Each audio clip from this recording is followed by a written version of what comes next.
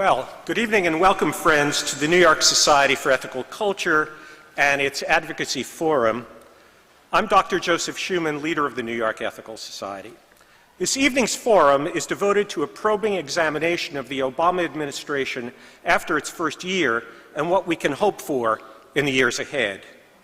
The Ethical Culture Society was founded 134 years ago here in New York City as a new religious and philosophical movement founded on the principle that creating a better world for ourselves and others should comprise our highest aspirations, independent of any theological belief.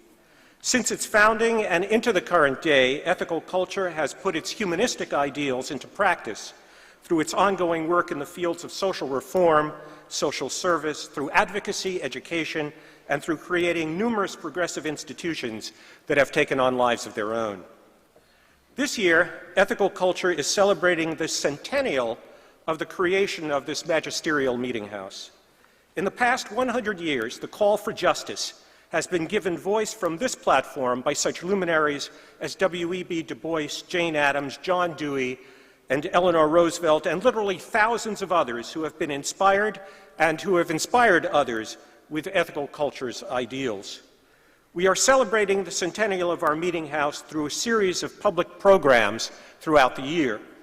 I call your attention in our written program to a major conference on juvenile justice, which will take place on April 24th, to which you are all warmly invited. The planning of our forum tonight on the Obama administration involved the active collaboration of the Nation Institute, Common Cause, and Demos, the public policy and advocacy organization dedicated to a more equitable economy, a more vibrant democracy, and a more empowered public sector working for the common good. I'm very pleased that the president of Demos, Mr. Miles Rappaport, is here this evening. And Miles, could you just stand up so people can meet you? Right, thank you. Thanks. What we are looking for with tonight's forum is not only a critical look at the administration, but an exploration of ways in which we, the active public, can mobilize ourselves to enable Barack Obama to be the type of president we want and which we hoped for. Before I introduce the moderator for tonight's forum, I have a few brief announcements. Since we want our forum tonight to lead to advocacy, we have invited a few organizations whose concerns will no doubt be raised this evening to set up tables in our lobby to engage you in campaigns that they are pursuing. On your way out, please be sure to stop by and check out their programs and literature and become engaged if you will. We have a table set up by United Peace and Justice, which is promoting a march on disarmament. Common Cause has a petition on prison-based gerrymandering. Demos has a table, as does the New York Society itself, and we've also invited the U.S. Census Bureau to be here. Second, we have left on in your seat a brief letter to Barack Obama endorsed by the board of the New York Society urging further action on environmental protection. Please feel free to sign and leave it with one of our ushers on the way out, and we'll mail it on its way. Finally, our forum tonight, which is part of an ongoing series, is a large undertaking, and the expenses for bringing it into being are considerable.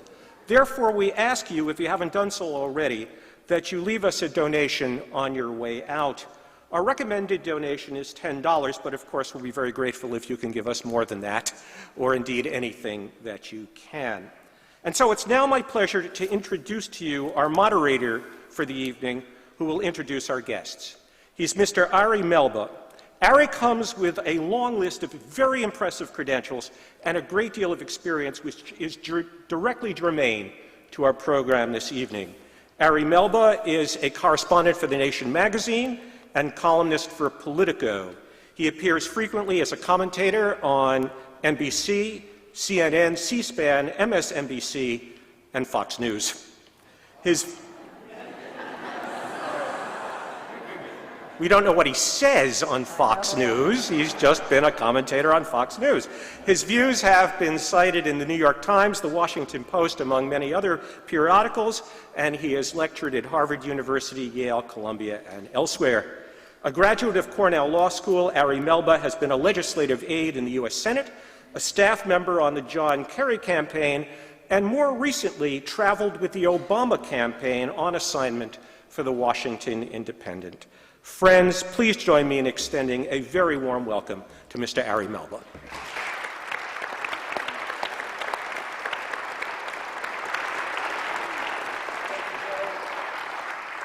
How's this mic? Pretty good? No? Louder? That's They'll get on it, right? How about now? Better, good.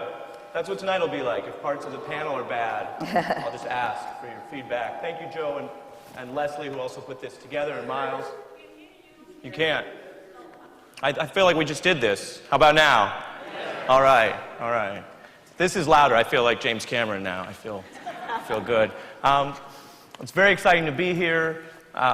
In thinking about the panel, I was reminded of that famous New Yorker cartoon where you see the bride and groom walking down the stairs of a chapel. There's the crowd around them throwing rice, and the groom turns to the bride and he says, "Do you ever have that feeling where you wanted something so bad, and then the moment you got it, you realized you didn't want it anymore?" It's not a question you want to hear on your wedding day. And it's not a good question for Barack Obama, but I think it applies to him in at least two ways. Number one, he answered it for himself because he ran on fundamental reform and the fierce urgency of now. And then he got into office and has been leading in a much more managerial and technocratic way. I think whatever your ideology, there's little doubt that his approach has been working within the rules of Washington, not fundamentally changing them.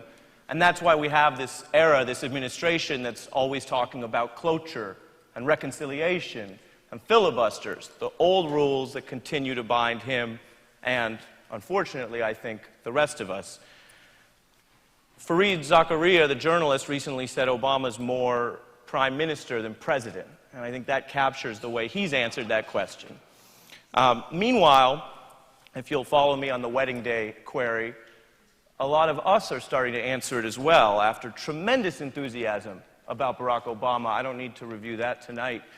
A lot of people are turning on him or having buyer's remorse. His job approval now is at under 50% from a high of 65, and that's lower than the past three presidents at the same point in their second year, although it is higher than Reagan and Carter. Within his base, Obama obviously faces increasing criticism from liberal members of Congress, progressive commentators, and a host of grassroots and issue groups, whether that's on Guantanamo or foreign policy, healthcare, or obviously the economy. And many influential voices, from Paul Krugman to Rachel Maddow to Glenn Greenwald, frequently criticize Barack Obama's leadership. If you look at the media's latest obsession and gossip about Chief of Staff Rahm Emanuel, I think that's mostly trivial. We can talk about it, but it does reveal that many Washington Democrats' discontent has helped them override their natural state of fear and move into outright criticism of this powerful enforcer-in-chief for Obama. So perhaps tonight our conversation can begin with this stormy narrative, this plotting president facing skepticism from supporters and opponents alike. Unless everything I just said is totally wrong, which is possible. And in that case, we could think about one other theory, and then I'm going to turn it over to our distinguished guests. I think it's also possible, and you'll hear this from Obama defenders, that while his early performance has not been perfect, it's also been overly parsed and underappreciated. He's not obviously a complete, courageous visionary on every issue, but he's dealt with the financial crisis ably. He's managed to deal with a sclerotic, corrupt Congress that is not necessarily his fault, and he's working on a much more long-term framework on foreign policy. And if you look at the public opinion data, while I just cited some of it, there's a theory and an argument here that we have a different environment, an ADD, scandal-driven political and media discourse that lurches from each cable news fight to each blog battle and touches on a lot of issues that have the half-life of about half an hour. In fact, if you look at Obama's approval numbers, there isn't much attrition among his base, despite what you may have heard. About 80% of Democrats continue to approve of his job performance. In fact, that partisan support is so strong, the Gallup organization recently issued a report pointing out that this is actually the most polarized public opinion of any presidency since they've been taking numbers, more than George W. Bush. The reason for that is that while Republicans tend to be uniformly opposed to Democratic presidents, as you may know, Democrats aren't always in lockstep, and so Clinton had lower approval among Dems at this point, but Obama has higher approval, and that's why he's netted this most polarized rating ever. If you click through quickly some other demographics by age, Obama's young supporters, which were key to his victory, actually still approve of him by about 66% for voters under 30. By race, 91% of black voters approve of Obama's job performance. And by ideology, Obama still does best on the left. Self-identified liberals approve of his job performance at 79%. The other categories lower. Same on education. People with postgraduate degrees are his highest base of support. So despite all the talk, I don't know that Obama has a problem on the left. He may have a problem on the Upper West Side left or on the ethical culture left. And your voice matters. We're gonna deal with that tonight. But it's not necessarily all of the left. So if you buy that theory, Obama's doing remarkably well holding on to that coalition he built. And it's not really a surprise that during a recession, he's facing skepticism from independents and the Republicans, who are never that warm to begin with. In this narrative, and I'm wrapping up here for our panel, but in this narrative, you could put a little more of the blame on the way we talk about and consume politics today. That we have an information diet larded with scandal, snark, and sideshows. So, like America's children, we're all overfed and undernourished. What I'm saying is we're fat. Maybe, if you buy that theory. The cost, of course, is real, because if you care a lot about fundamentally reforming Washington or the things Obama talked about or being strongly progressive, and everyone thinks he's in more trouble than he is, and the Democrats in Congress think they need to run for the hills, then even less will get done. So as we work through these theories and others, obviously they have real ramifications, even if one or more of them are dead wrong. We have tremendous experts tonight to help us unwrap all of this, so I'll briefly introduce them. Benjamin Barber directs the NGO Civ World at Demos, and he's professor emeritus at Rutgers. He's the author of 17 books, including the international bestseller Jihad versus McWorld, which President Clinton recommended as a fascinating book and more recently consumed. He's been awarded the Guggenheim, the Fulbright, the Social Science Research Fellowship, and he's the only panelist to be knighted by the French government. And we'll save, well, I'll do it, That doesn't help me with the Tea Party, I'll tell you that. I should have said, we'll save applause to the end. Gretchen Morgenson is a columnist and financial editor at the New York Times. She won a Pulitzer Prize for her, quote, trenchant and incisive Wall Street coverage. She's also written for Money, Forbes, Vogue, and authored 2 books, including Forbes' Greatest Minds of Business, and worked as a stockbroker once at Dean Witter Reynolds. Katrina Vanden Heuvel is editor and publisher of The Nation, the oldest political weekly in America. A weekly columnist for The Washington Post Online. She's written several books, including Taking Back America and Taking Down the Radical Right. She was awarded the New York Civil Liberties Union Callaway Prize for the defense of the right of privacy and the American Arab Anti-Discrimination Committee's 2003 Voices of Peace Award. She's also a mentor and a great boss.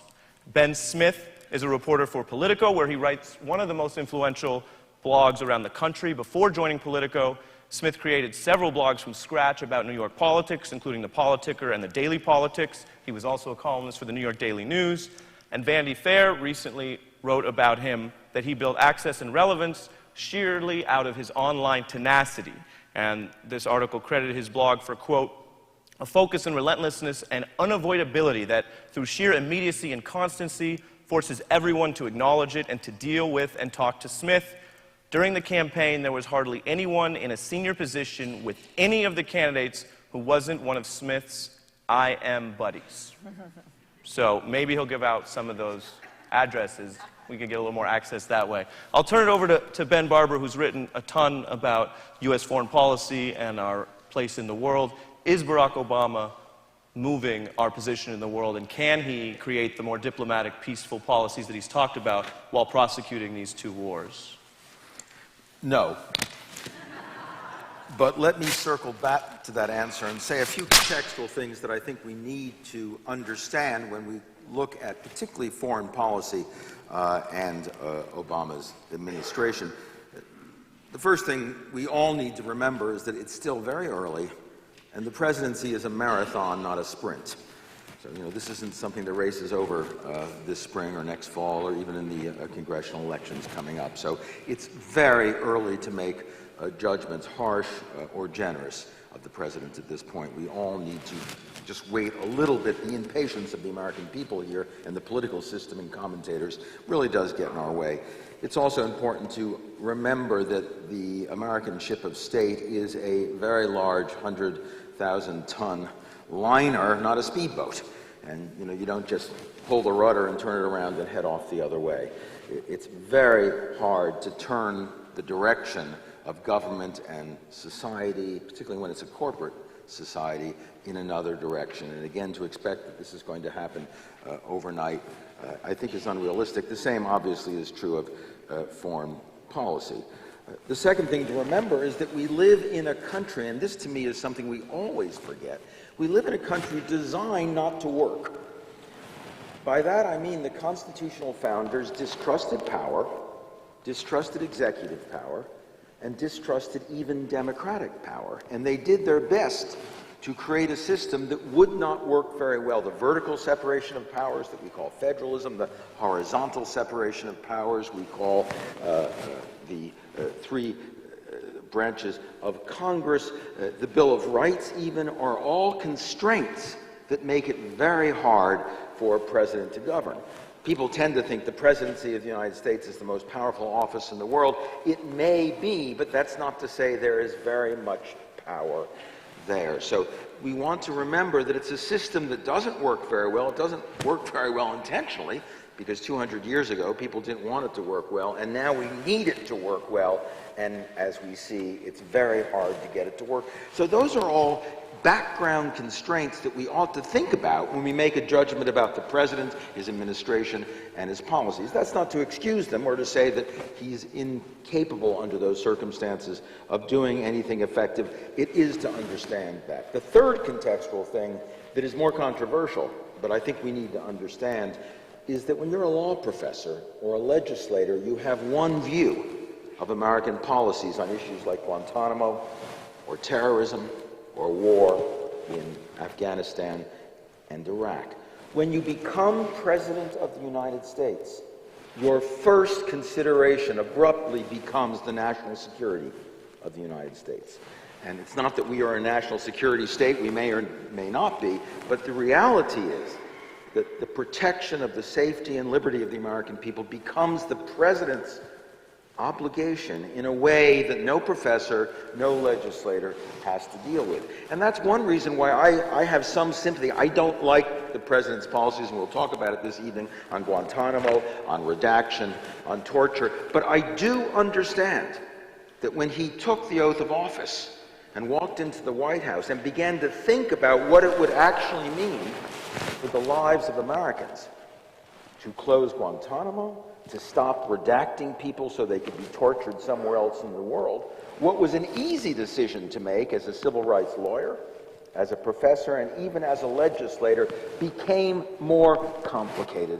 That's not to say the right decision was to keep Guantanamo open or to continue to redact people abroad to allow that torture. It is to say that we need to understand that the executive of the United States has a responsibility nobody else has as commander-in-chief for the safety and security of Americans, and that changes a little bit the kinds of decisions you make. Now, having said that, I'll come back to your question and say, nonetheless, I think the attempt to continue to prosecute, even though one war is winding down, to continue to prosecute two wars in the Middle Eastern and Asian region, and particularly as you wind down one war to accelerate the other war, is a deep mistake, and suggests also that President Obama has not fully absorbed the lessons of the last 8 years and the Bush administration.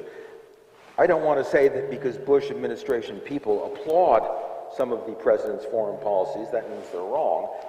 It does suggest, however, in places like Pakistan and Afghanistan and Iraq, he is pursuing policies that have failed up until now, and I think he has given us no reason to think can succeed now. The reality, particularly in Afghanistan, is that this is a nation that for more than 1,000 years has rebuffed one invader after the other, all the way back to Genghis Khan, the British, the Russians, and we are now standing not as liberators from their point of view, but as occupiers. And as occupiers, no matter what the ideology, what the intentions, what the goodwill, and I think on those scores we have the appropriate ideology, the appropriate goodwill, the appropriate intentions, we will be seen as occupiers, we will be seen as the enemy, and we will do more to create terrorists than to wipe out the sanctuaries from which they operate. And for that reason, it seems to me those who supported the president because they thought he would make peace have a right to be disappointed. But remember, he did say during the campaign that the Afghan war was the right war and the good war, and Iraq was the wrong war. The ironic thing is, my own view is that, as we've seen from the recent elections, there's still a lot of chaos in Iraq, but it could be that history will prove that Iraq, for the wrong reasons, works out right for that part of the world, and Afghanistan, for the right reasons, works out wrong. That is to say, I think the consequences of Afghanistan, if we fail, are likely to be much more catastrophic because of its proximity to Pakistan and because of the relationship between those two countries than any outcome in Iraq. And right now, although the story is by no means over, it does seem possible that there will be, though continued instability, unrest, and some hints of civil war. We may stagger our way, the Iraqis may stagger their way to some kind of stability over time, which will allow those who went into Iraq to say, we were proved right by history, whatever the false reasons we gave for going in. So I think the question of that part of the world, and maybe I'll conclude by saying this, there's no question in my mind, that I think anybody's mind in this room or in Washington, that the future of world peace depends on what happens from Israel through the Middle East, through Afghanistan and Pakistan. The future of our peace, of our stability, will depend on the outcomes there. And I'm not talking about Al-Qaeda. I'm talking about nuclear weapons in Pakistan. I'm talking about instability throughout those regions. So making peace in that part of the world is what will determine whether or not our children live in a peaceful world. And so far, there's very little evidence that we've made very much progress from the 8 years of the Bush administration towards making peace in that part of the world. And I'll just throw out for a later discussion, I heard on the news coming over that as Joe Biden went in to sit down for dinner with the Israeli Prime Minister, the Israeli Interior Ministry announced the building of 1,600 more apartments in East Jerusalem. And apparently Vice President Biden got up and walked out and made a statement. But it's very clear that starting with the turmoil, the lack of goodwill in Israel, and going right through to the problems of the American occupation and war in Afghanistan and the instabilities of Pakistan, we face a part of the world that desperately needs the new foreign policies promised in the Cairo speech, when the president embraced the idea of interdependence, embraced the idea of cooperating and working with other nations, but which in practice has given way to the continuation of many of the Bush military policies, defense spending policies that have characterized the last 8 years. So the simple answer to your question is, as long as we continue on that path, I think there's a large and dangerous distance between what the president has said about foreign policy and what the United States is doing in the world. Gretchen, the administration's only major domestic achievement is this stimulus.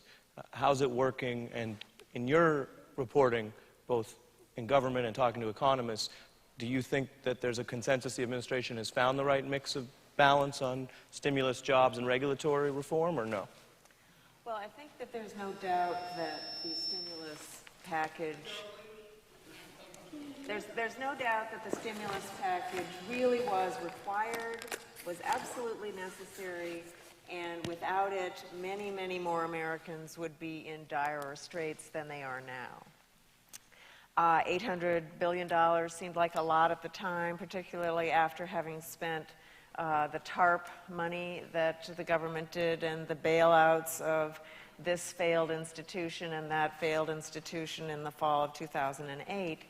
But I mean, I think that we absolutely did need to have this stimulus. I think that it was unfortunate, an unfortunate sort of outcome of it was that much of the cash outlay that went to taxpayers and others was immediately socked away into savings and or paying back debt and indebtedness. I mean, I think that if Americans have learned anything in this episode, it's that we must pick up our savings rate and cut back on our spending. So I think that if Mr. Obama wanted the stimulus to go into the economy in the form of increased spending, consumer spending, which of course GDP relies very heavily on, then he was sorely disappointed. I think a lot of it went to pay down credit card bills, mortgages, and other indebtedness. Obviously, I think the jobless benefits aspect of it was extremely helpful. That has been continued. The housing tax credit was very helpful. That also has been continued. Now, whether or not we keep these up, I think, is a question that we're not certain about. But you did see an immediate fall off in new home sales when the tax credit was threatened and went away last fall. So that we are still in a very fragile economic environment. We're still really trying to find our way. The economy is not, in a downward spiral, but we're certainly not seeing the growth that we would have hoped to have seen. And I think most crucially, we are not seeing bank lending. And I think probably Mr. Obama is disappointed that of all the money and the billions and hundreds of billions that we have thrown at the banking system, he probably had hoped that some of that would make it out into the economy in the form of loans, whether it would be to small businesses, individuals, and that just hasn't been the case. Now, to anyone who's knowledgeable about economics, you know that when in a downturn, banks just husband their resources, and so all of the money that the taxpayers ended up giving to them, it was no surprise to me that it was just hoarded by the banks and not lent out. So we have a situation where jobs are not being created by small businesses, which are a huge engine of job creation in this country. We have small businesses in really dire straits because they cannot re-up their loans with their lenders. They can't find fresh capital. So I think that a lot of this is out of Obama's control, unfortunately. I mean, he can't create jobs while banks are really holding the purse strings so tightly in their lending practices. I guess the third part of your question was regulatory reform. And I think this is the area that has been most disappointing to me and to many of the readers that I hear from day to day after I write columns about the subject. And that is that here we are now, what is it? It's March 2009. Sorry, 2010. That's 3 years ago, almost precisely, New Century Financial, which was one of the most aggressive subprime lenders, went by the boards. So we're now talking 3 years after one of the sort of harbingers of the disaster took place. And we still do not have in place a comprehensive program or plan to make sure that this episode does not happen again. We don't have any way to address companies that are too politically interconnected to fail. And notice I didn't say too big to fail, because it's not just about size. It's about interconnectedness and political clout. And so we don't have a framework for really guaranteeing that this kind of disaster won't happen again. And I think if there's anything that the American people really would have liked to have seen by now, it would be some assurance or some certainty that at least we were talking about this openly, on our way to a framework that we could feel pretty comfortable was going to address the too interconnected to fail problem. So I think, you know, he did good with the stimulus. It was absolutely necessary. It was unfortunate that many people used that as a way to pay down debt and not spend and not, you know, spread it around the economy. But that was nothing he could control. But job creation, a lot of it is out of his control. Much of the job growth in the country is, of course, at the government level. But it is this regulatory reform that I find most frustrating, because it was a really ugly episode, and we really did put the taxpayer on the line for an awful lot of money, and yet we have not fully addressed it. So, Katrina, on any of these issues or others, what can progressives or citizens do to push Obama going forward? First of all, I'm honored to be here tonight, and since you said I was your mentor and sort of your boss, I'm going to sort of not answer your question. We can do that all night. I think for progressives, let me just step back a moment, as both Gretchen and Ben did, and suggest that this has been a year both of understanding for progressives that real change takes more than one election, particularly in a system as Ben described, which is, you could say, ominously dysfunctional or designed to restrain democratic impulses. It is a year, I think, where people understand, and this is particularly important for the left, we cannot be believers in Thomas Carlyle's great man theory of history.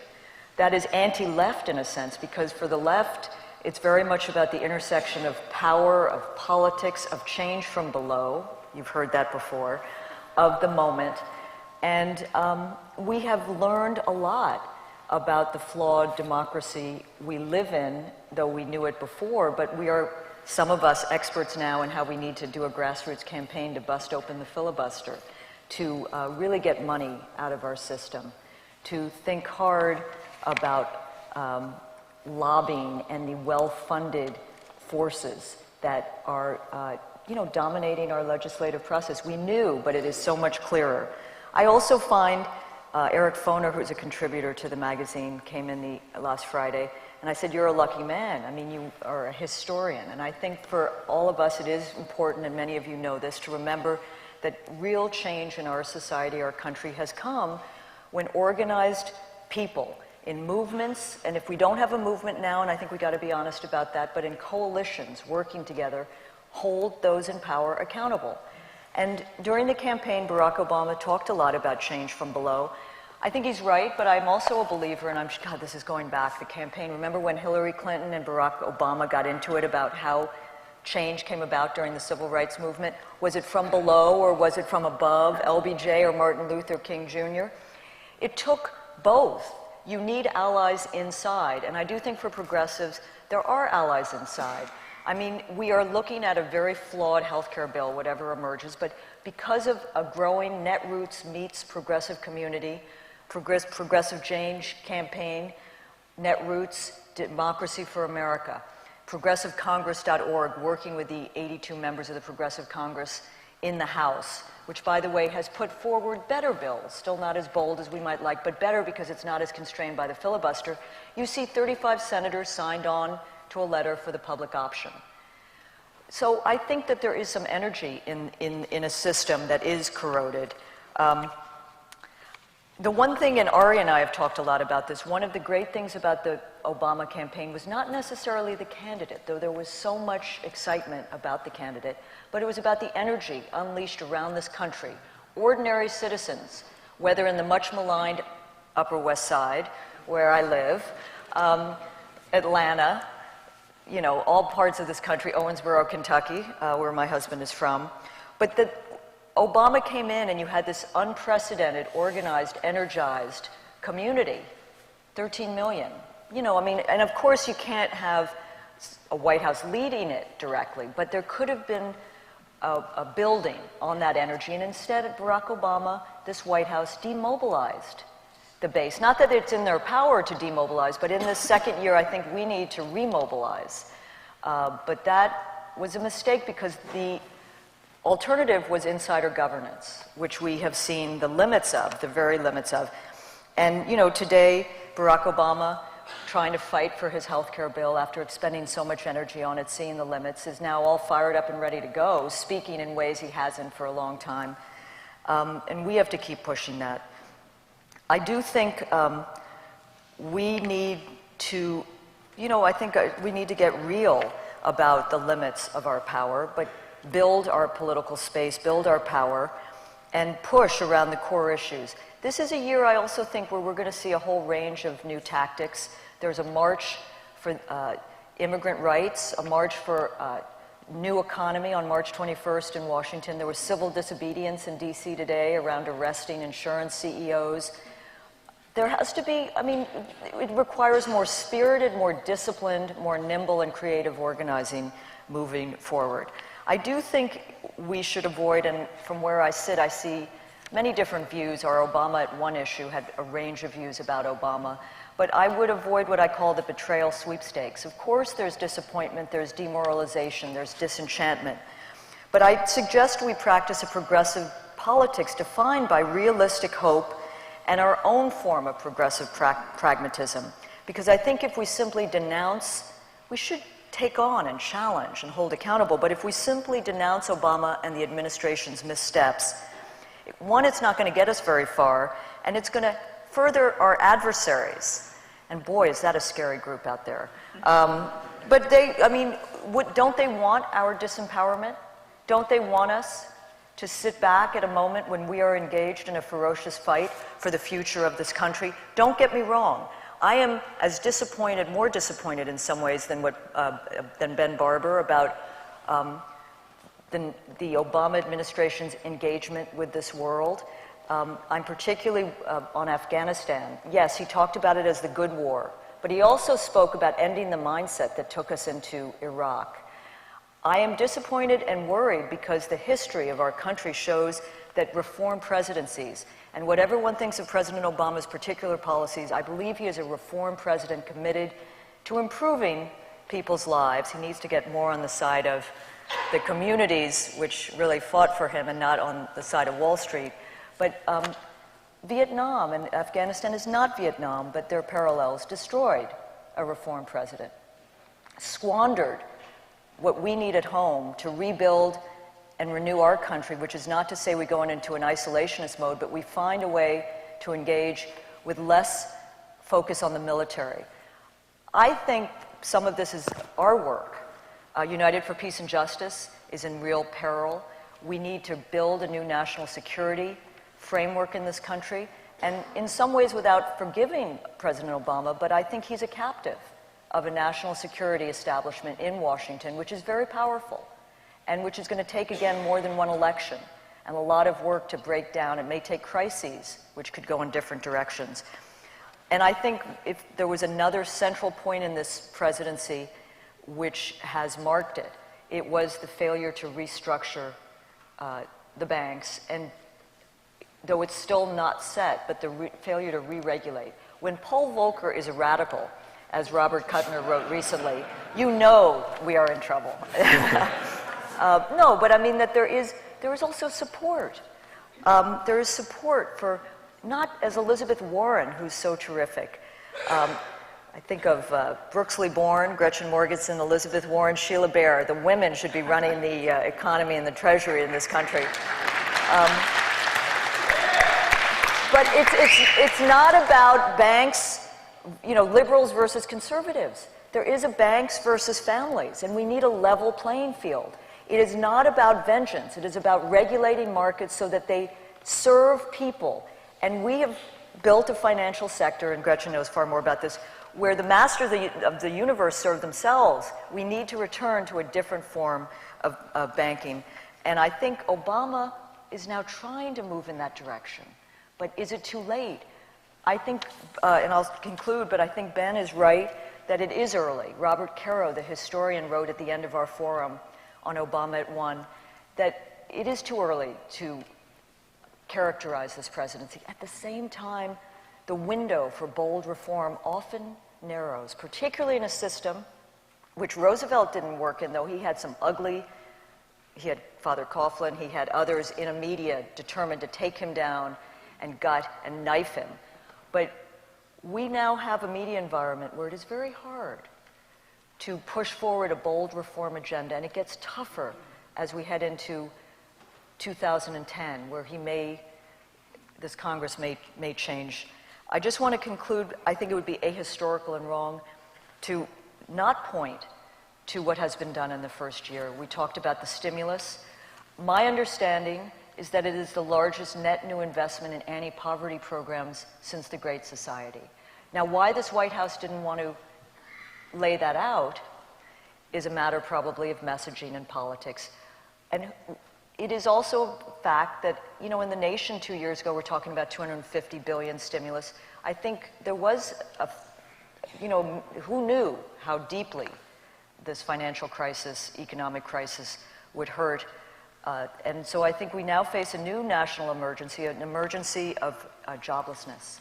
An emergency, it is a national emergency. And I will stop. I think the failure to challenge the conservative narrative, which I think President Obama has a great facility to do because he has the ability to speak and teach and have that adult conversation with Americans, which he wanted to do and did do during the campaign. Don't pander to the deficit narrative. Speak about an alternative. Speak about the investment deficit more broadly.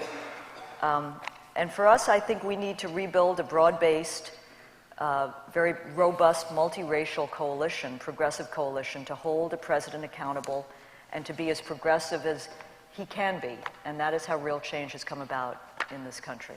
Thank you.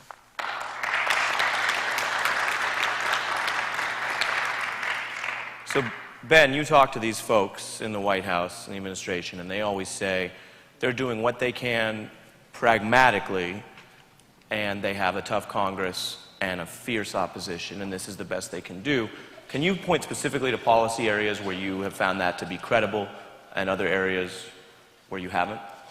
Yeah, absolutely. I think it is sort of useful to be concrete in talking about where people have been disappointed in the administration, rightly and wrongly. I mean, as Ben mentioned, a lot of people are disappointed in his escalation of the war in Afghanistan, but it is absolutely what he said he was going to do.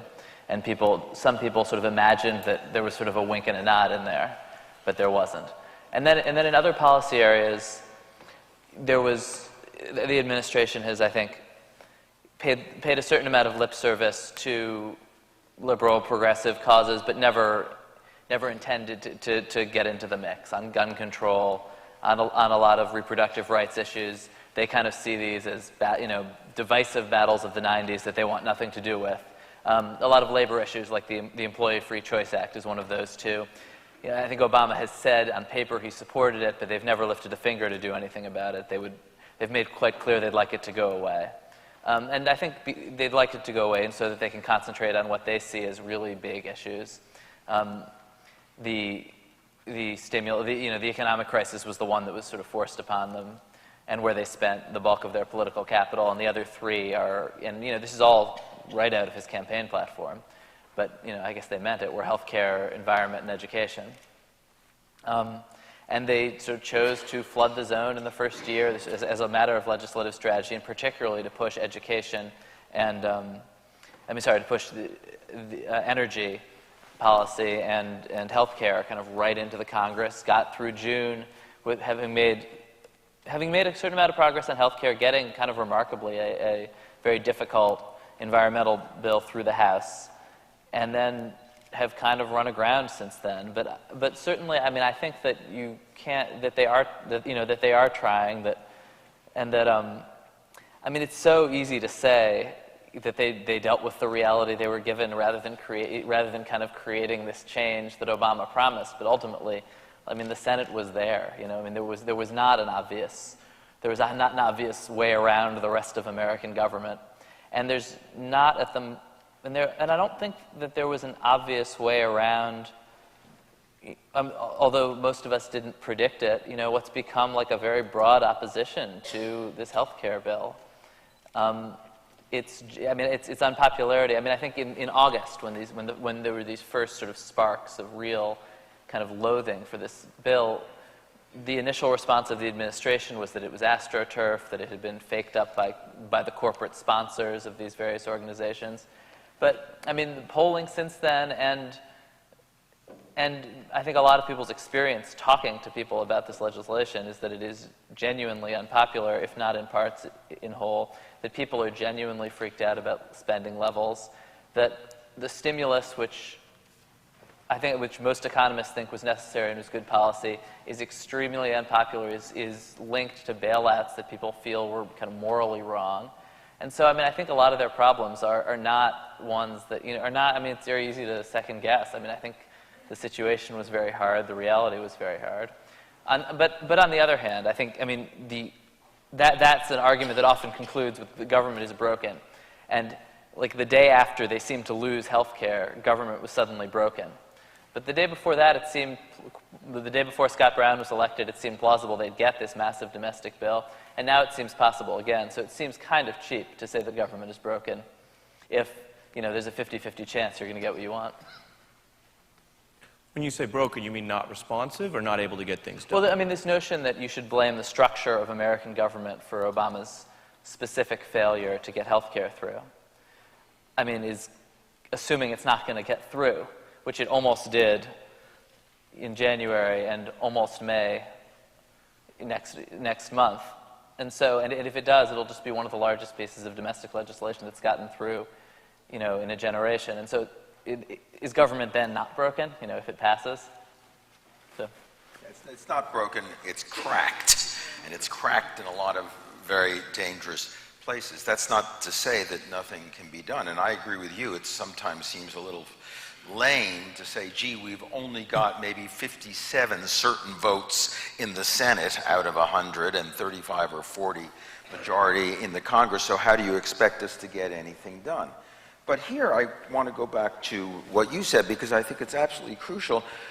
One of the problems has been that when we need to think about the opposition and what they're saying and the media and the role that they have played. A few days ago, you might have seen that Liz Cheney talked about some of the prosecutors and attorneys who worked in the Attorney General's office as the Al-Qaeda 7 because they had defended terrorist suspects, and talked in an advertisement about the Attorney General's office under Obama as the Department of Jihad.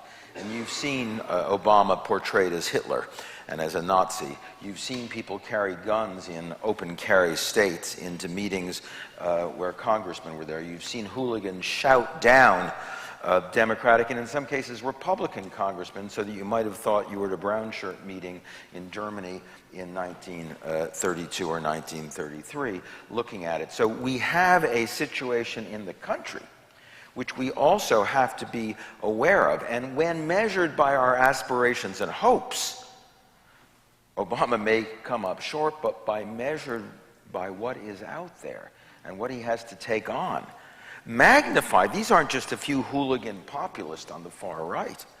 They have 20 or 30 million listeners a day on radio. They have extraordinary corporate interests who are funding what seem to be, you use the wonderful term, AstroTurf. You know, grassroots has become AstroTurf, which is to say it's artificial grass being cultivated by big money. There is a hellish conspiracy between big money and the populist right, which makes the populist right seem to be the American people up against Washington, when in fact just the opposite is the case, that big corporations, big banks are using a AstroTurf populist revolt to discredit the democratic efforts of the American people through the majority to do the things that need to be done. And here, my criticism of Obama is not about his attempts to do things, but comes back to the question of his narrative.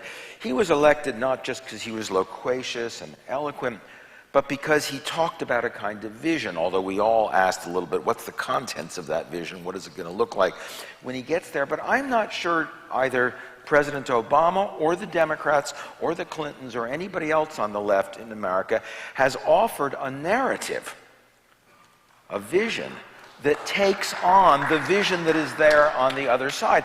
The vision that's on the other side started back in the 1980s when President Reagan said, government is the problem and markets are the solution, and we have acted that way as a people for the last 35 years. Not just Republicans, but Democrats at the Democratic Leadership Council, of which President Clinton was a head, of which Obama is a member. We have said, in effect, business are the good guys, the market's the good guys, and government are the bad guys. And unfortunately, President Obama has not countered that narrative.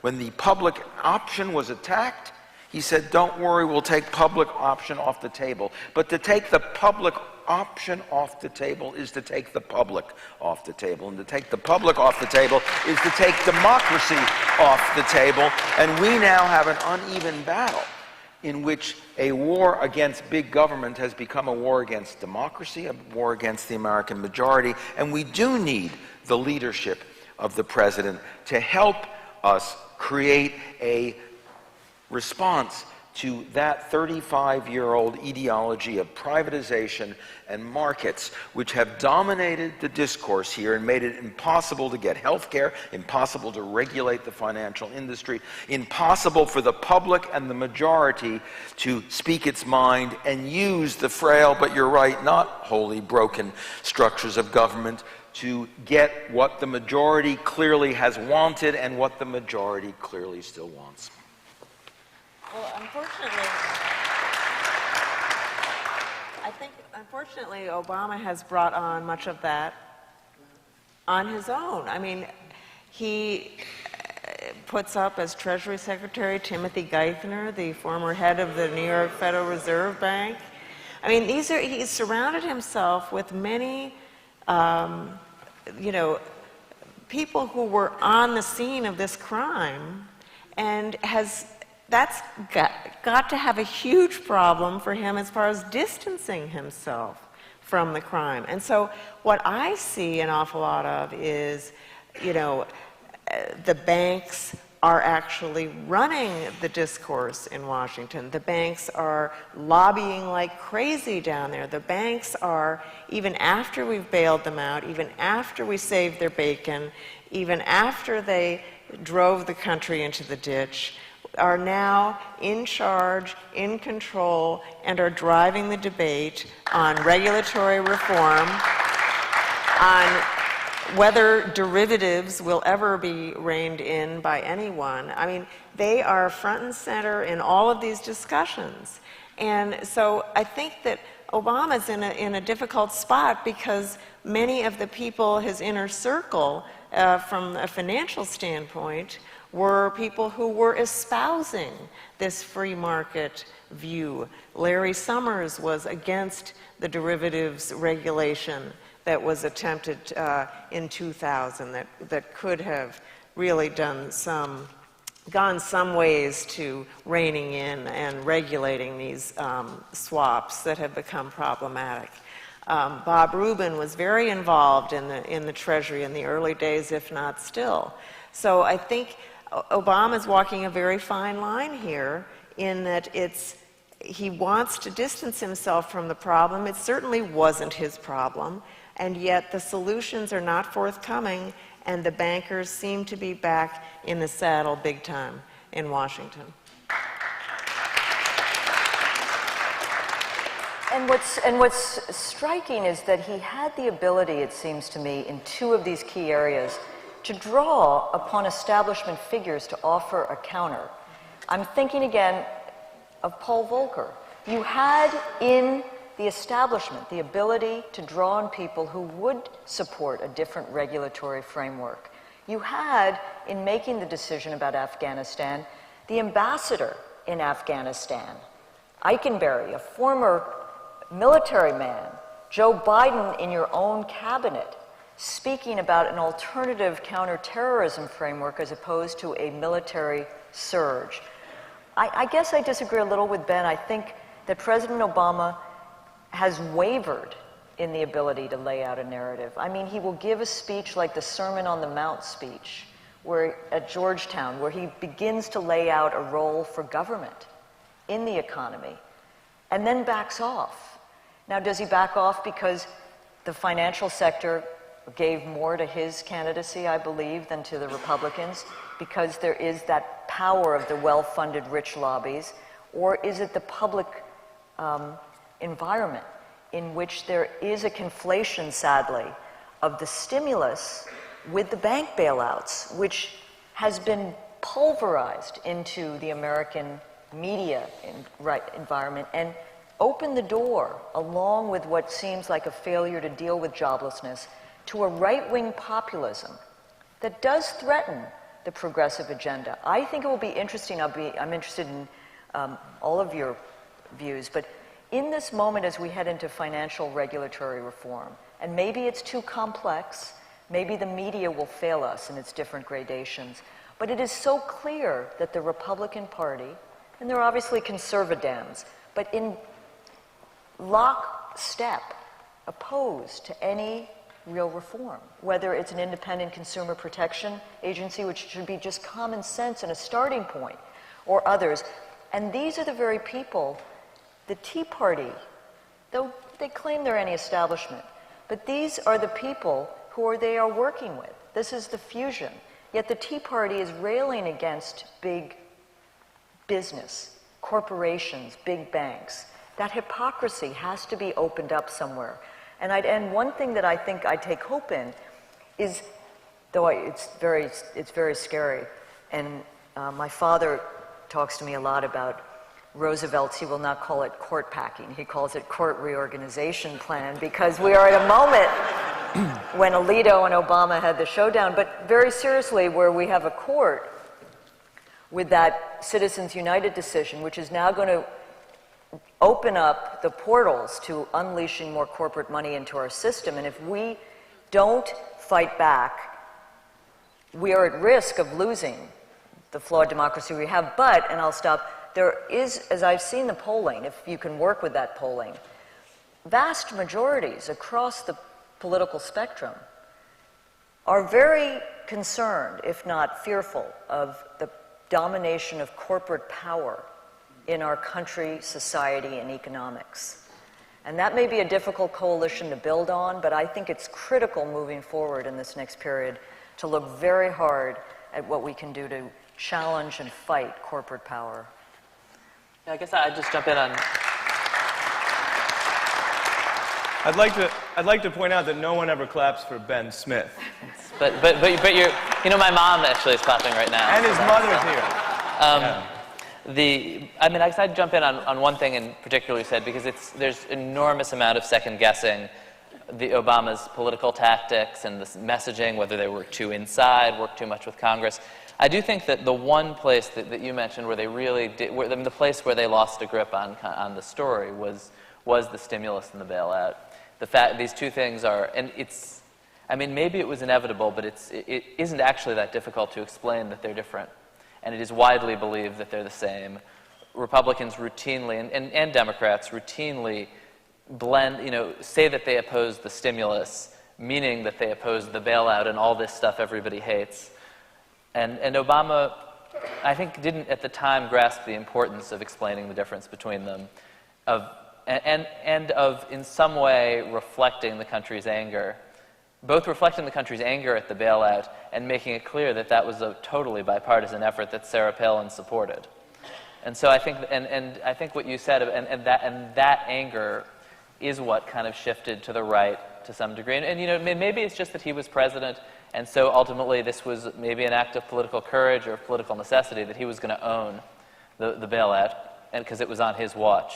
But clearly, it seems to me that that's the moment where he kind of lost his grip on this political energy that is now really kind of turned against him. And in your conversations, though, with White House officials, we've heard a lot about these attacks and the more extreme versions of calling him a socialist or Hitler. Do you see any acknowledgement of that? Do you think it's had an impact? Yeah, but very belatedly. They really didn't see it coming. They were all through the spring and summer really, if you wrote a blog item saying that the number, independent voters in some random poll were turning against them, they would, come back at you with all this data saying this isn't true, this poll is wrong, everybody loves us. And this was true, well through the summer and into the fall. And I don't think it was, I think they believed this.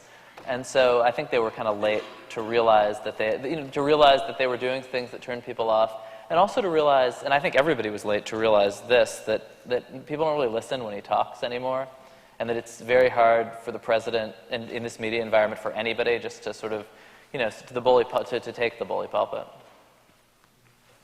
There's there you are. Thanks. There's another issue we might want to put on the table again because it was taken off the table by the president's election, but probably inappropriately so. That's race, particularly in terms of the rightist response. There is no question in my mind, and we will have our own judgments on this, that many people who definitely didn't vote for Obama still deeply distrust him, see him as a foreigner, see him as a Muslim for one reason, and that's because he's an African American, because he is a black American. Race is still an element, and that's something the president's not in a position to counter directly, and it's something that really the Democrats want to avoid talking about it, both because they don't want it to be true and they don't want to be put in the position of calling the president's opponents racists. But the reality is race is still a fundamental issue in America, and until we on the, I don't want to say left, we who are good Americans in the center recognize that, we won't be in a position to do very much about it. And here, I want to come back to the issue of social movements and so on. Bob Kuttner, who is also a Demos fellow, has talked often about the reality that social movements are not made in Washington, and certainly not in the White House. They are made around the country, and we sometimes are waiting around for the new social movement, but there's an old social movement, the civil rights movement. There's an old social movement, the movement for gender equality. There's an old social movement, the movement for workers' equality, which we have to push. That's our agenda. It may or may not be the president's, but we can't wait for a president to lead on this score. During the campaign, the president used that old gospel song thing that goes from movement politics way back. We are the ones, you are the ones that we're waiting for, we are the ones we're waiting for. The trouble is we are still waiting for the ones we are waiting for, if I can put it that way, because an awful lot of the Obama crowd, the movement that helped bring him into power, has to some degree vanished from the scene, whether it's because young people aren't interested in health, whether it's because African Americans are dealing with such levels of joblessness and poverty, they're just trying to hold things together. But the fact is, the reality is in America that demographically, we, urban people of color, urban people who work for a living, people of color around the country, women are the future of this country. We are already almost there, and the Tea Party, look at any photograph, is white, old, and it looks sort of like me, except they're Republicans as well. And that means they are the party of the past. And the country of the future is a country that is multicultural, more tolerant, more open. There was a Pew report last week talking about the new American coming majority that made very clear that we have the demographics for a more tolerant, more plural, more fair country. But that is not yet being represented politically, in part because that demographic does not translate into political action. Whether that's because the Obama movement has largely disappeared once the election overs, whether it was demobilized or demobilized itself, the reality is it comes back to what we do as a people, what we do as a social movement.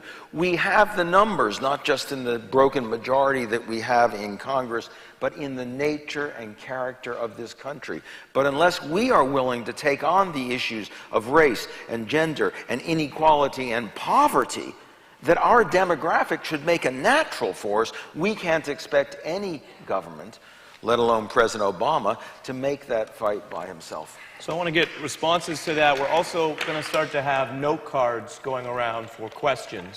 So please keep an eye for that in the aisles. For Katrina or Ben or Gretchen, specifically weighing in on race, one of the only members of the administration who was driven out was Van Jones, who many people here probably know. Just briefly, a Yale law grad, one of Time's top 100 most influential people in America, a fellow at the Center for American Progress, a leader in green jobs, a very accomplished person who was smeared and drumbeat out of the administration. And many of the attacks were directly racially tinged.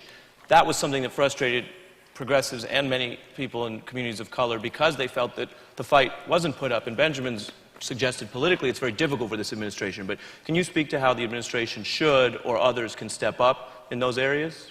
Well, with Van Jones, I think I want to return to something Ben said, because it's not just Van Jones, though he was a symbol of the smear attacks. You talked about what the Cheney cabal is doing.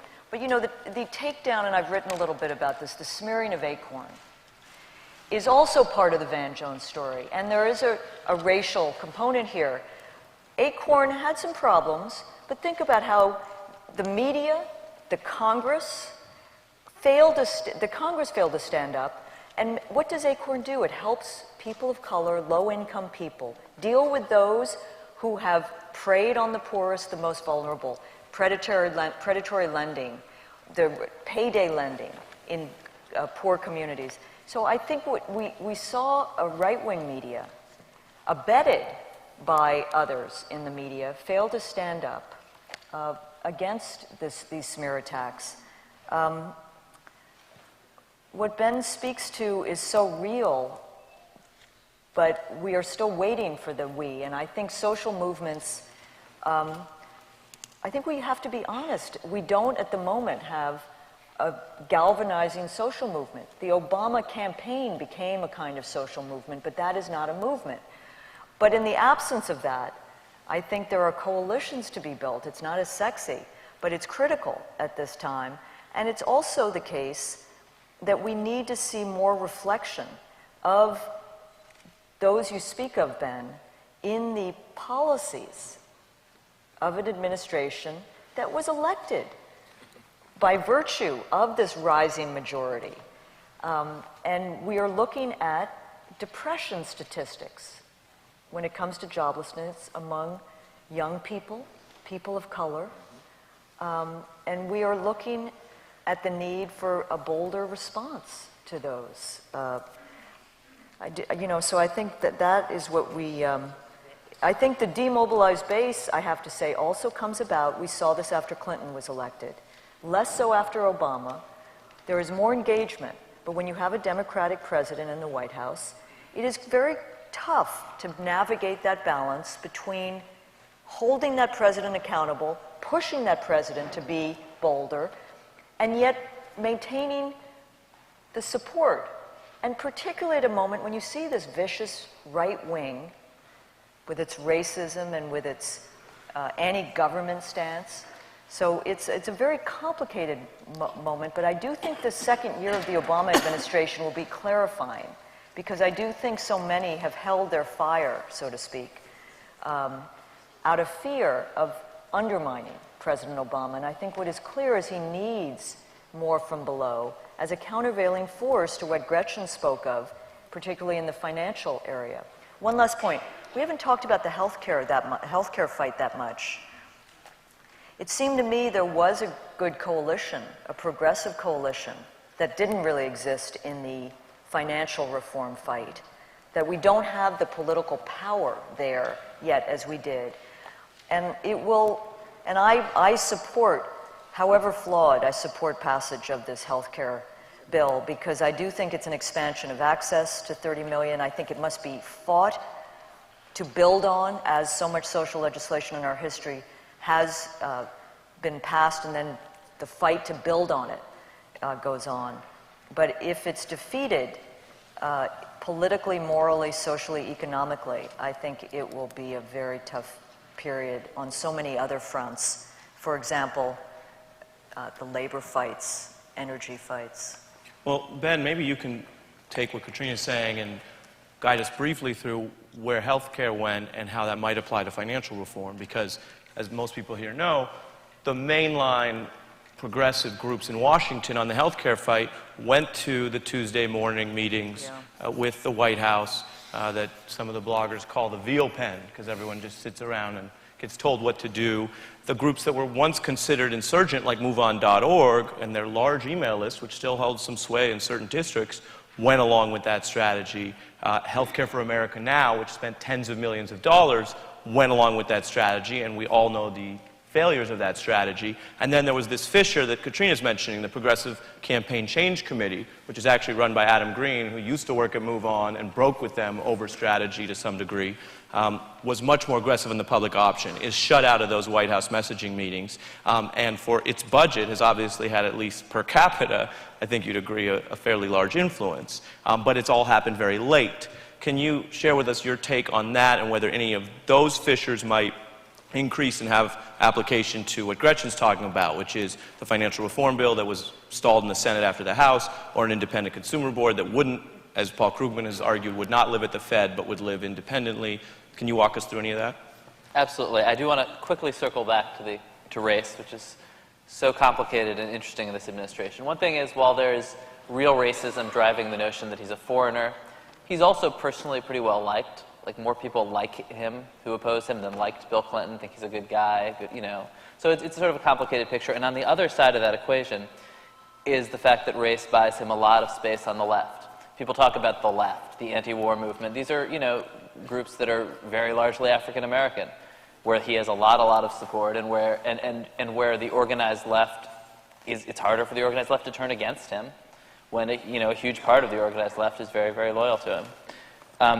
On the organizational stuff, the White House, bribed and muscled and begged charmed virtually the whole spectrum of liberal groups into this unified strategy, really shadowed by Bill Clinton's constant infighting on the left, convinced everybody to come along. And I do think and when you talk about the failures of that strategy, I mean, I don't think that healthcare reform's passage would be more likely if that coalition had been all over the map, attacking him, undermining him, dragging the Jerry Nadlers of the world off the bill. I mean, I don't see how that would have been helpful. I do think the bill, though, when you're talking about the failures of that approach, had there been a more vocal left, had there been a real threat that liberals would defect, the bill, which seems likely to not pass, would have been a bill that included a public option, included more liberal initiatives, would have been that much more likely to not pass, but would have been a more liberal bill. And I think now, actually, there's this really interesting thing happening on healthcare, where, as you say, there's a progressive change campaign committee that's working now to get people to sign on to the public option, which is something that is just almost totally impossible that it would happen. I mean, this is fantasy land, essentially. It'd be like a Republican winning in Massachusetts. No, not like that. Because this is about passage through Congress, not the electorate. But it's really useful work, as Adrian and I were talking about today, in terms of movement building, in terms of creating a left that, for future purposes, can drag him to the left, that's going to be important for the rest of this administration and beyond. But I do think there's been, on the left, a turn inward a bit to say, like, wait a second, we have to rebuild our own structures outside the White House, right, outside White House control. And for the moment, that means having a conversation that's pretty irrelevant to the actual passage of a bill, like whether or not 30 senators or 35 senators sign on to something that demands the public option. That doesn't get you up to the 60 that they're looking for right now, or even to 50. And you're talking about Adrian from Act Blue. Yes, who's here in the second row. And why don't you say something about that so people know what you're talking about? Oh, and actually, Act Blue is it's a nonprofit that has that provides sort of a middleman, essentially, kind of tool for organizations and for campaigns to financially reward members of Congress who are breaking with leadership to the left, usually, but not always. And has basically kind of provided a different kind of incentive to members of Congress to break ranks, which is a new thing, and which probably will be increasingly important as time goes on. I mean, I do think there's going to be less. I mean, I think a lot of liberal groups have had enough. I think Move On, particularly, which is a very important voice, has kind of had enough with towing the White House line. Partly because a lot of their supporters will, go write a check to somebody else, as a result of that. But I guess I don't see, and I probably differ from a lot of people on this panel on this, how in the short term, the financial reform fight, how a fractured Democratic coalition is going to be more effective in pushing something through, when the problem right now isn't that Obama didn't want a regulatory agency, it's that Congress stripped it out of the bill. So, I mean, I guess I'm interested in the argument, because I realize there is a good argument for how a more vocal left dissent on this and threats to vote against the bill are going to help. Well, I myself have been just absolutely mystified that there has been almost no discussion on a sort of national basis about the financial crisis, like there was on health care, like there are on all of these other important matters. And it's not just because I'm financial centric, because I write about finance at the New York Times, but it's so crucial, it's so important, it's so central to our, improving the economy, getting people back to work. It's like the discussion that nobody is having, and it couldn't be more crucial, it couldn't be more important. So I think it accentuates the feeling that the banks are driving the debate. Or there is no debate. They're actually sort of just railroading the reform, quote unquote. I mean, I don't know. I get tons of letters and emails from readers who are angry and, tell me to keep, stirring the pot as I do. But I don't get a sense that there is a sort of a concerted effort or any kind of a grassroots even effort to... There's very little. As I said, there was more around the health care, but Americans for Financial Reform Now, Heather Booth. But Gretchen, do you think part of this is something Elizabeth Warren talked about with the Consumer Financial Protection Agency, that the banks and the lobbies have worked on complexity? They want to make it complicated, so ordinary people can't understand. And I have met so many people, what can we do? So then there's the March on Wall Street, which is, but what can people do? There's a small movelet to move your money. You may have heard about this. And we've had it on our website, check out Move Your Money or Huffington Post. I'm not sure that is deep enough. It's the beginning. We have a piece in the next issue of The Nation about state banks building on North Dakota, where and there's several governors running for office, talking about recreating state banks, because what seemed socialist now seems safe, because it's like boring banking, and it lends and it does economic jobs development. But I guess it would be great if you did a column on 10 steps. 10 steps people should take to know what the bankers don't want you to know that you can do in, building a movement for... That's a great idea. It is complex. There's no doubt that Wall Street tries to obfuscate. That's in their blood, in their DNA. They don't want people to understand what they're doing. This is central to the derivatives debate. Wall Street does not want derivatives to trade on exchanges because that would be transparent. That would take the profits away from them. And derivatives are enormously profitable for these major institutions. So again, it's always a piece of the puzzle, the complexity, but it really is a smokescreen a lot of the time. These are simple, basic questions of fairness, questions of transparency that really ought not to be that difficult to achieve. And Obama did say at the outset that he wanted to be a transparent presidency, and I just think transparency is the Wall Street enemy, and we all really need to fight that. And Gretchen, just following up on Katrina's earlier point, in your reporting, do you find, though, that the issues around campaign contributions or conflicts of interest that run over a long time frame, like Chris Dodd is exiting the Senate, and yet there seems to be a great deal of pressure on him anyway with his future over whether he's going to back the kind of bills that people want. Are you finding that this is about how campaigns are funded, or what politicians do later in their careers, or something else? I think it's really about money and the immense amount of it that is poured into Washington.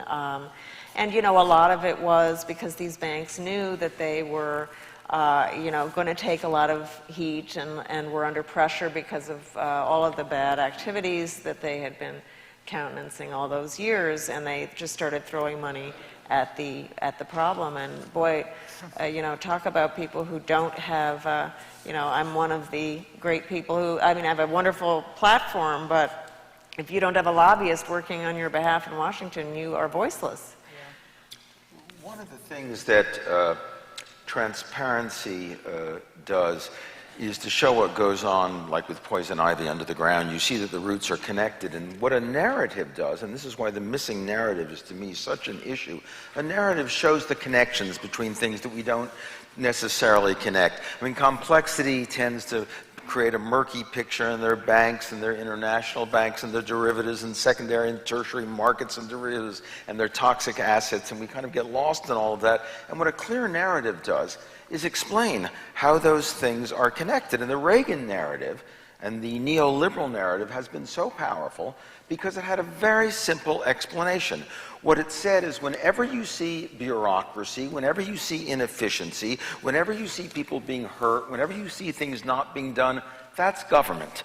That's the way government works. And if you want to cure that, turn it over to the markets, because that's about individualism, it's about innovation, and it's about competition, it's about entrepreneurship, and it can solve the problems that government can't solve. That's the narrative that America as a whole, and I believe even President Obama, has bought. I agree with you, Gretchen. Last fall, the president got up right after the UN and said, I want America to know that I believe in markets, and what we need to do is restore the market and make the market work. That's to say, he bought into, the way DLC Democrats do, to this narrative. And as long as we believe that narrative, we're not going to see the role that banks and secondary markets in an interdependent world of financial currency exchange, what that does to our daily life, our ability to hold jobs, our ability to educate our children. So the need for a new narrative is not just a kind of abstraction, let's have a little ideology, you get elected. It's a way of explaining to ourselves the realities of the world we live in, and where power is situated, and how power has to be made democratic. The essence of democracy is to render power legitimate by owning it collectively, by making it ours. And that lesson has been forgotten. We've basically bought the notion that power possessed by the private market is safe and legitimate, and power in the hands of government, which is actually our power, is somehow illegitimate. We have reversed the classical democratic formula, and we as a whole have bought into it. And I believe until we clearly state or restate the democratic formula, that power to be legitimate has to be shared, has to be transparent, and has to belong to us and thus be accountable. And the only institutions in our society that can do that is government, state, local, and national, and our civil society institutions that we also own, but not corporations, which are precisely untransparent, opaque, illegitimate, but very large monopolistic power, the worst kind of power. Until we get that narrative right, it's going to be very hard to take on these special interests and the Supreme Court decisions and the ways in which today, as corporate America, private America, and market America make all the decisions, we think that's legitimate, that's good, and when government tries to intervene, that's bad, that's a mistake, that's not the way to go. Except for Nobel, you're right.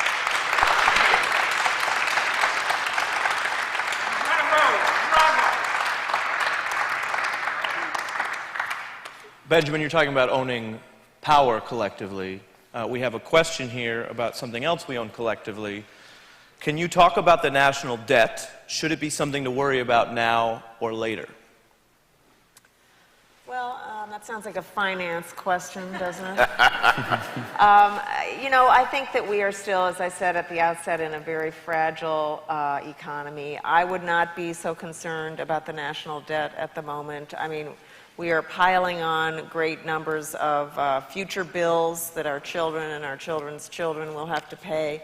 But I think that we have so many, we're so not out of the woods yet on this economic malaise and or worse. And the potential for a double dip or another retrenchment is there. So my concern at the moment is not so much with the national debt, but with how we can get people working again, job creation, and then you'll get some GDP growth that'll help us pay down the debt. So that's my feeling. Katrina, I don't know what your answer is. You know, President Obama here, again, is so frustrating because he will talk about the need for investment in the growth of our economy, jobs, clean energy, talk about a different kind of economy, and then he will buy straight into this long-hyped, total beltway, bipartisan commission to reduce the deficit.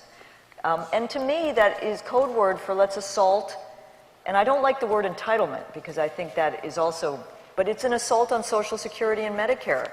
And there's no discussion or very little on the defense budget. And so the distinctions between good deficits and unproductive deficits are kind of obliterated in the national discussion. And I fear because of the conflation of the bailout and the stimulus, Obama feels limited in what he can do because the debt has become a rallying cry for the Tea Partiers.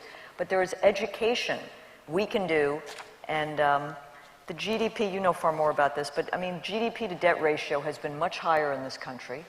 We are a very rich country, and unless consumers start buying when they get jobs back and businesses start investing, which they are not, you talked about how they're hoarding money. They're not only hoarding money, they're gaming.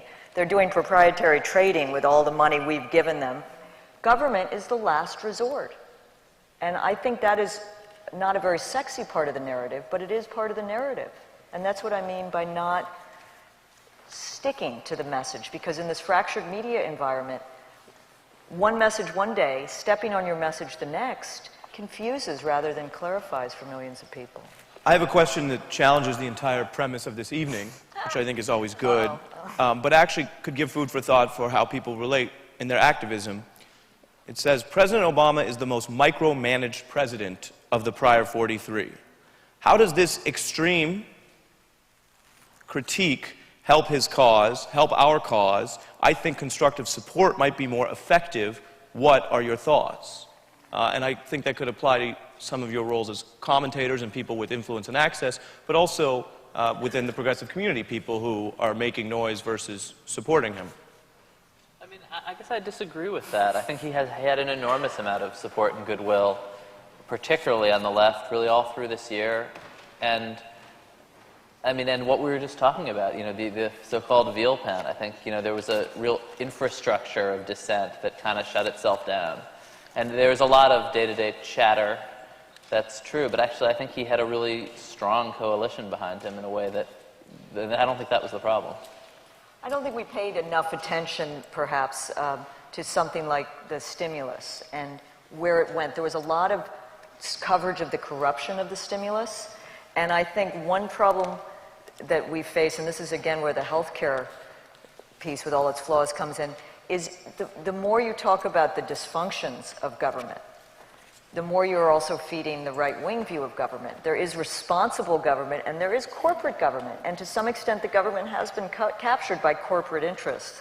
But I think we need to call it like it is and do so with the idea which Ben spoke so eloquently of, that over time, over history, it has been when you move and you pressure and you speak with some sympathy, simpatico. You're not out of hate, but you're saying, hey, we want to hold you accountable to the higher aspirations you spoke of in a campaign which moved so many millions who are there to work with you. Don't leave us behind. We are the future. We are the we of the we.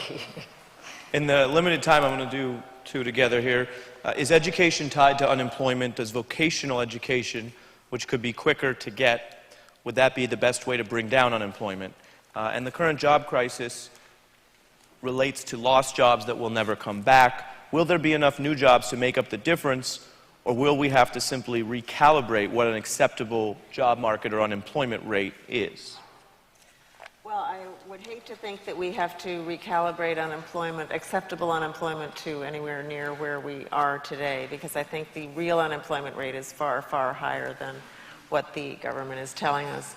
I do think that we are in a period of, great stress in some of the traditional industries, the media business, for one. I can attest to the cutbacks that my employer has endured, and so I'm doing far more work than I ever did before when, you know, the job of maybe 2 or 3 people. So I think that there is going to be, at the end of this, when we do get to the end of the road and the GDP begins to rise and we start to feel like we can breathe out and exhale again, there is still going to be a sense that our lives have changed and that job security is not something that we can count on anymore, and that retirement will be probably later on in life than we ever had thought. So I do think there is going to be a recalibration of what you know, the job is going to entail and the job market, but certainly not at these levels of unemployment, I should hope. Quick response on education. Katrina rightly said it's not about deficits, but what the deficits are for. We have extraordinary deficits coming out of the Defense Department. The president did cut and gets credit for cutting with Bob Gates the F-22. He decided not to put rockets in Poland, a radar in Czechoslovakia, the Czech Republic, which I think was terrific. But we still have $1 trillion on and on every year in defense, a lot of which goes for antique and antiquated nuclear weapons and their maintenance, for things that are utterly uncorrelated with national security. We spend so much there, and yet we are defunding education. Remember, 97% of education expenses are not in the federal purview anyway. They're done by state, locality, and the private sector. But their state universities and community colleges, which are the future of equality and opportunity, are being systematically defunded by states in the name of budget deficits and so on. And until we learn that if we're going to have deficits, let's have deficits that educate young people, not deficits that maintain antique nuclear arsenals.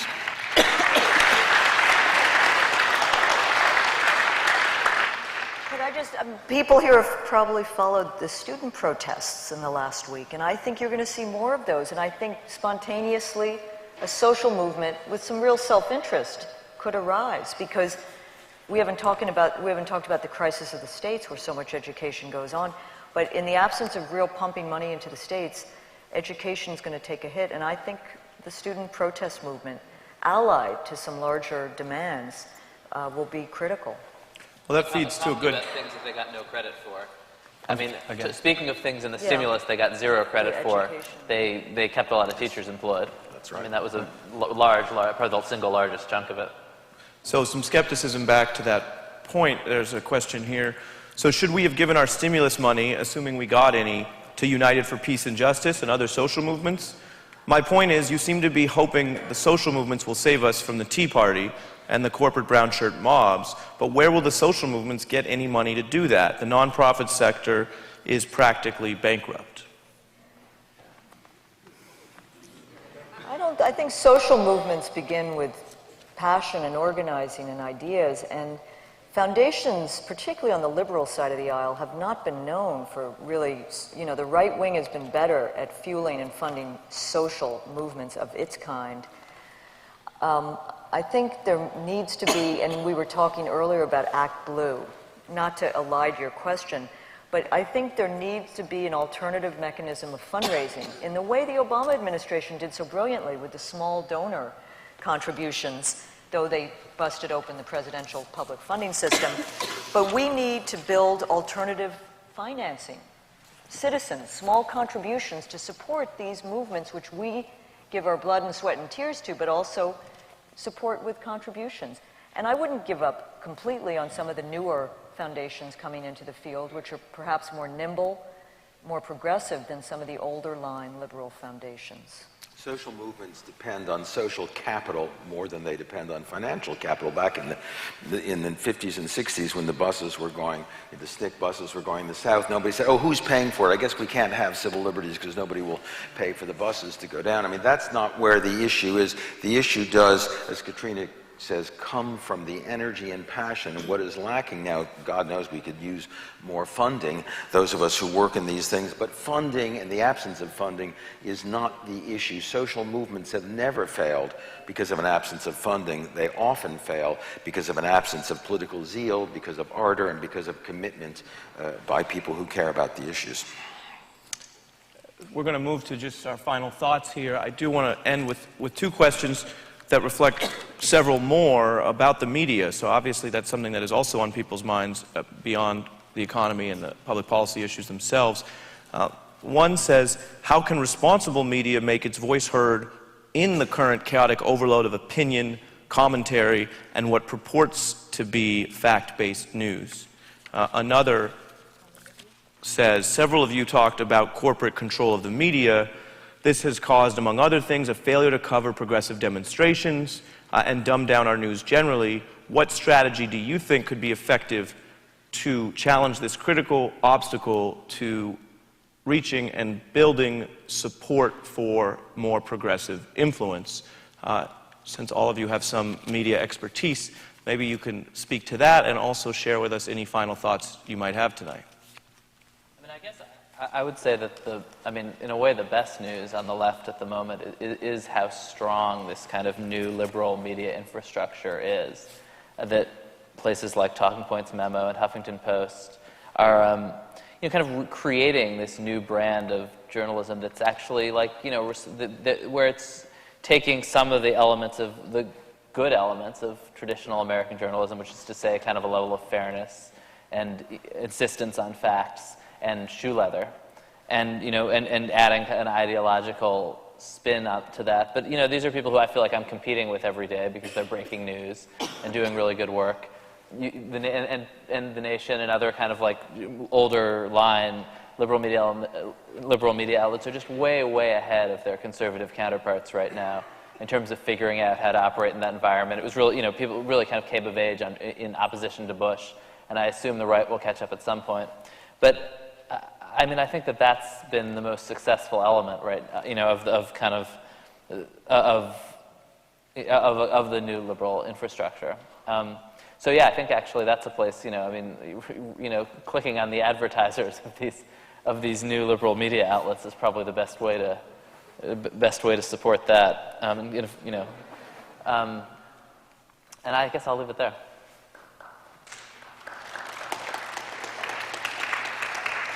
One reason we're honored to have Ari Melber here tonight as our moderator is our Washington editor, Chris Hayes, who wanted to be here, is hosting Rachel Maddow. And he, I think, lives on those shows.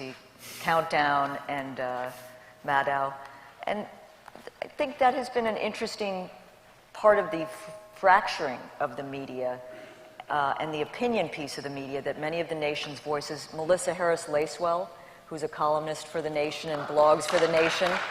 I don't know how she occupies so many media platforms, but she does. She did Reverend Sharpton's radio show today. She probably did Morning Joe yesterday morning. We got a span. But I think that the progressive community has mastered the internet in a way that the right mastered talk radio, which is a very, the numbers on talk radio are very frightening. I think there needs to be more and more growth on the internet. I would say at The Nation, the magazine is the anchor, but it is really an enterprise with a website which is very active, but I'm also proud of the investigative fund, where we publish stories which are then topics of hearings in Congress. For example, corruption in Afghanistan, or racism in New Orleans around the police department and brutality, that move into Department of Justice investigations, move Congress to do what the New York Times used to occupy as a central slot, but I think there's more space now to do that shoe leather investigative reporting which we're committed to do, and which will be critical because there is opinion and there is reporting.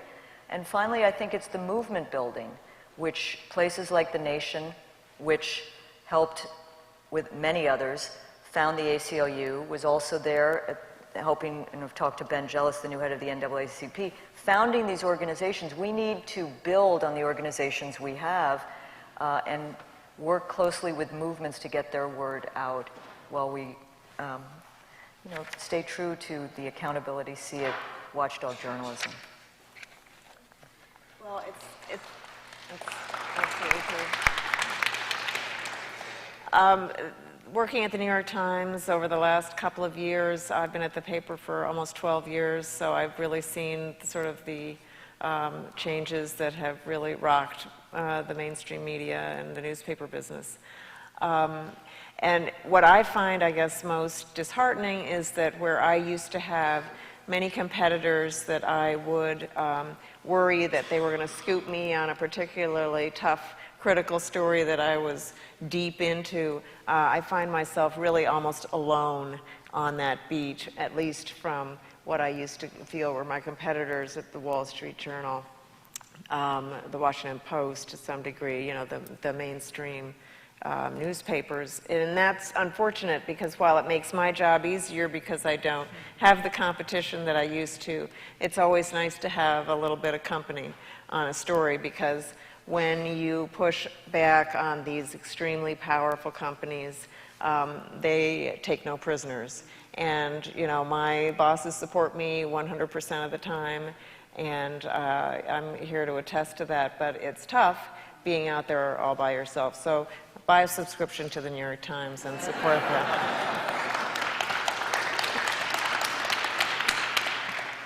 I know I sound critical, but I remain an inveterate optimist about democracy and its possibilities, in part because of the kinds of organizations represented here. The nation, I think, in the last 10 or 15 years has gone from 30 or 40,000 readers to over 150,000 readers. It's become one of the most influential and important magazines, not just because of Katrina's leadership, but because of the extraordinary people they have there. The American Prospect is another journal that many of you know that has just recently affiliated with an organization which I care a great deal about, Demos, the Network for Ideas and Action, where Bob Kuttner and I and a lot of other people are associating, which is doing very important work here in New York in policy and has sessions, and you should visit up. But there are many other organizations, and we don't want to forget places like Acorn that have come under tremendous attack, but I remember encountering Acorn, 30, 35 years ago when they were doing important organizing work in the early days. There are organizations like that in small magazines and the Huffington Post and all kinds of other websites and the kinds of blogs that are run by conscientious young journalists like Ben, who are doing really important work. So there's a lot, we have a lot of resources and a lot of assets. And in the end, the power of democracy is not measured by a president. I'm thrilled that President Obama is our president. I think there's a lot left to his story, and I think we will hear things in the coming years that will make us very proud. But it's much more important to think not about who's president, but about the citizenry. The quality of a democracy is measured not by the quality of its leaders, but by the qualities of its citizens, by us. And if the citizenry is lacking, no president can do a job, however progressive he is.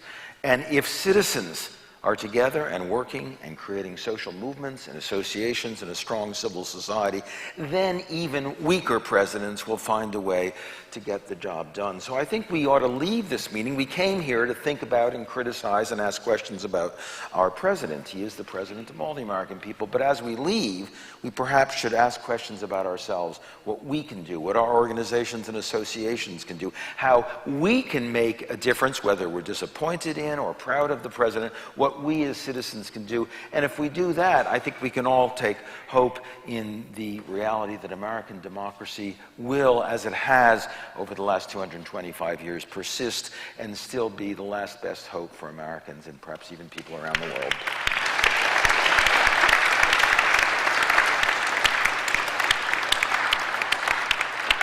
Hopefully that's an uplifting note for everyone to end on. I want to thank again the New York Society for Ethical Culture, which has been around over 100 years and done great work here in hosting us tonight, and Demos, which is coming up.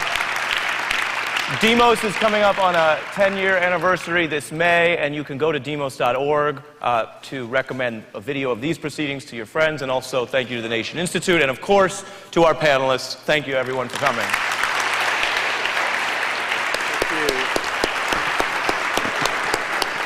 And just a word of thanks for me. Thank you, Ari Melba, for a marvelous job. It's been a very inspiring, that letter regarding environmental protection, if you will.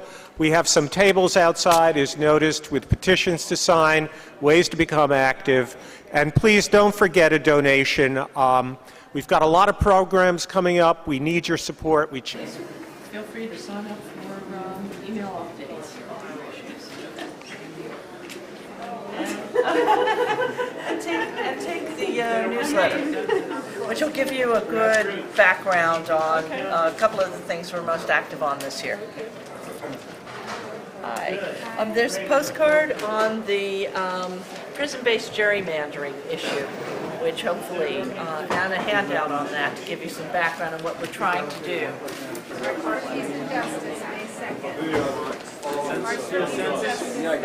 Great, yeah, and also we need people to work to enumerate those people in our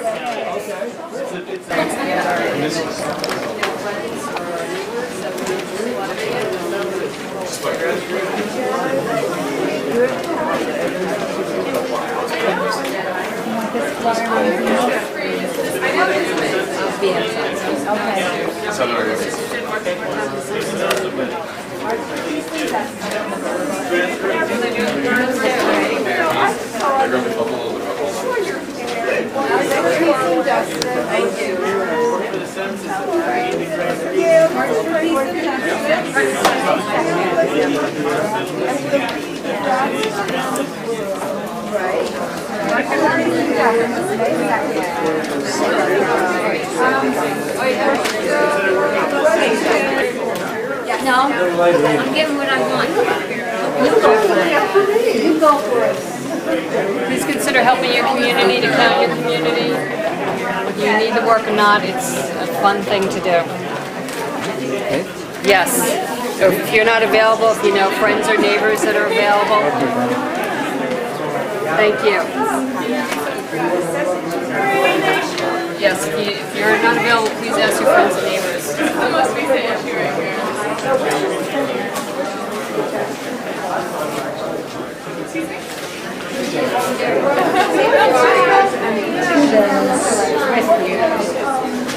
We hope it's going to, we've asked for Broadway below 42nd Street as the starting location. So it should be around there somewhere. And we should know in the next week or two. Oh, I see. Yeah, it's about $29 for the year. You should have the starting location. She's crazy. You can do it as an online subscription too. Very traditional. Yeah. Yeah, she has a blog on LinkedIn. Yes.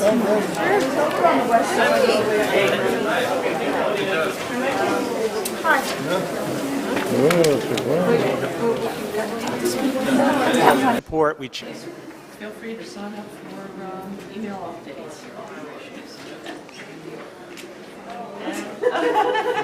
And take the newsletter, which will give you a good background on a couple of the things we're most active on this year. Hi. There's a postcard on the prison-based gerrymandering issue, which hopefully, and a handout on that to give you some background on what we're trying to do.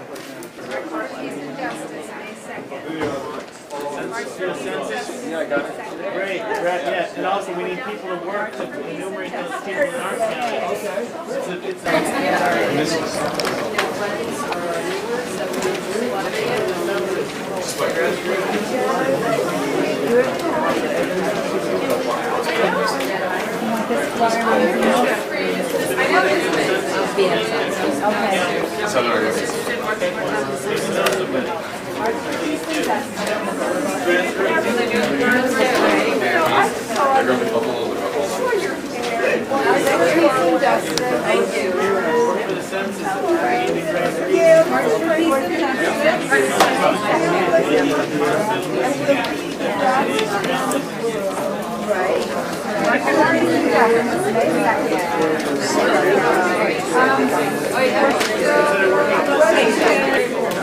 No, I'm getting what I want. You go for it. You go for it. Please consider helping your community to count your community. Whether you need the work or not, it's a fun thing to do. Yes. If you're not available, if you know friends or neighbors that are available. Thank you. Yes, if you're not available, please ask your friends and neighbors. That must be the issue right here.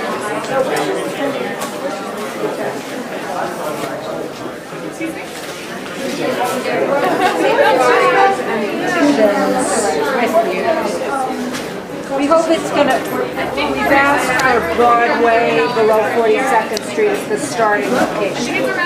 So it should be around there somewhere. And we should know in the next week or two. Oh, I see. Yeah, it's about $29. You have the starting location down at the next. She's crazy.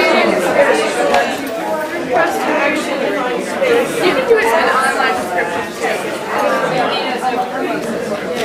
Very traditionalist. Yeah. Yeah, she has a blog online too. Yes.